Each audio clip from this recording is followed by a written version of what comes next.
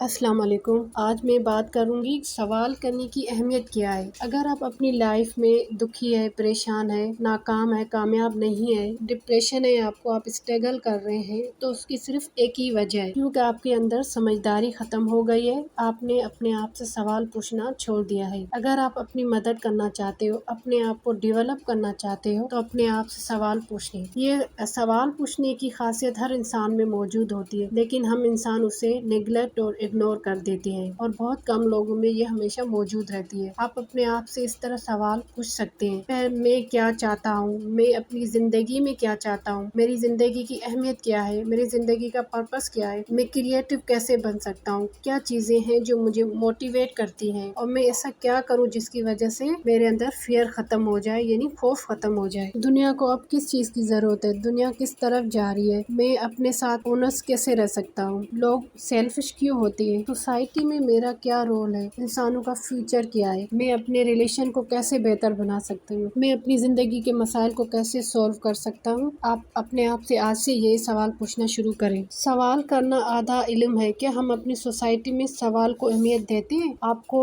پتہ سب سے زیادہ سوال کون پوچھتا ہے؟ سب سے زیادہ سوال تو سائنسدان ہی پوچھتے ہیں۔ نیوٹن نے بھی ایک سوال ہی تو پوچھا تھا، سیب زمین پہ کیوں گرتا ہے؟ لیکن نہیں، سب سے زیادہ سوال ایک بچہ پوچھتا ہے جب وہ 4 سے 6 سال کی عمر کا ہوتا ہے۔ ریسرچ کے مطابق ایک بچہ جب 4 سے 6 سال کا ہوتا ہے تو وہ دن میں 390 سوال پوچھتا ہے اپنے پیرنٹس سے، اسپیشلی اپنی ماں سے اور اپنے ٹیچر سے۔ اور جب وہ ہائی اسکول میں پہنچتا ہے تو وہ سوال کرنے کی یہ خاصیت اس میں کم ہو جاتی ہے۔ اس کے بہت سارے فیکٹر اور ریزن ہو سکتے ہیں۔ ہمارا ایجوکیشن سسٹم سوال کو اہمیت نہیں دیتا، جواب کو اہمیت دیتا ہے۔ ہمارا ایجوکیشن سسٹم ہمیں مسائل سولو کرنا نہیں سکھاتا ہے، ہم اپنے ایموشن کو کیسے ڈیل کریں یہ بھی نہیں سکھاتا ہے، ہمیں چینج کے ساتھ ڈیل کرنا بھی نہیں سکھاتا ہے، ہمیں کریٹو کیسے بنے ہم انسان یہ بھی نہیں سکھاتا ہے، سروائیول اسکل بالکل بھی نہیں سکھا پاتا۔ ٹیچر کو بہت پریشرائز کیا جاتا ہے، اس کو سلیبس دیا جاتا ہے اور لمیٹڈ ٹائم میں اس کو یہ جلدی سے کور کروانا ہوتا ہے، اور جب بچے سوال پوچھتے تو ٹیچر اپنے اوپینین کو صحیح بولتا ہے، جس کی وجہ سے بھی بچے سوال کرنا چھوڑ دیتے ہیں۔ ریسرچ کے مطابق 93% بچے اسکول میں سوال پوچھنا تو چاہتے ہیں لیکن وہ نہیں پوچھ پاتے۔ پتہ چلا ہے کہ بچوں کو فیئر ہوتا ہے کہ دوسرے میرے سوال کو کیسے لیں گے، کیا میرا سوال پوچھنا صحیح ہوگا، یا پھر ان کو بات کرنے کا بھی مسئلہ ہوتا ہے۔ بچے سمجھتے ہیں کہ جب وہ سوال پوچھیں گے تو وہ اسٹوپڈ لگیں گے۔ اس کے علاوہ اور بھی ریزن ہو سکتے ہیں، جیسے کہ جینڈر، ریس، ریلیجن، جس کی وجہ سے